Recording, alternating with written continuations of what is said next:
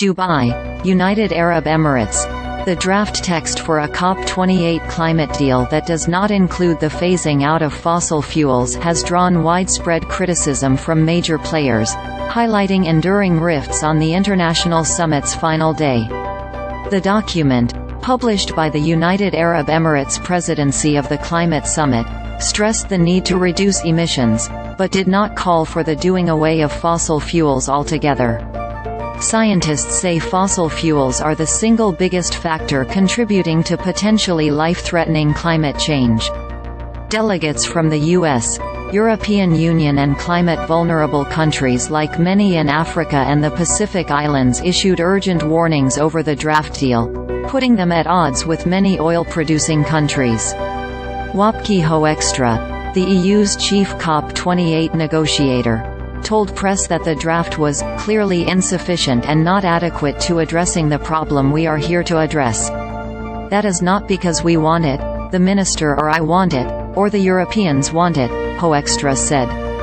Because scientists are crystal clear about what is needed, and on the top of that list is phasing out fossil fuel, because there is a direct correlation between doing that and making sure we get the Earth, we get people out of harm's way. U.S.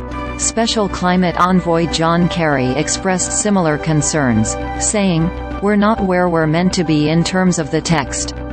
Many of us have called for the world to largely phase out fossil fuels, and that starts with a critical reduction this decade. This is a war for survival," he added. The burning of coal, oil and gas accounts for more than 3/4 of global greenhouse gas emissions. It is for this reason that so many had pushed for the COP28 outcome to show that we are truly at the beginning of the end of the fossil fuel era. However, COP28 President Sultan Al-Jaber faced a backlash last week when he claimed there was no science behind calls for a phase out of fossil fuels, and that such a move would not allow sustainable development, unless you want to take the world back into caves. Following the subsequent outcry, Jaber, who is also the chief executive of the Abu Dhabi National Oil Company, ADNOC, said his team very much believe and respect the science. Speaking after the publication of the draft text on Monday, Teresa Ribera, Spain's Minister for Ecological Transition, told reporters, "We think that there are elements in the text that are fully unacceptable," adding that, "It is not clear at all how it can proceed in this critical decade in the energy field.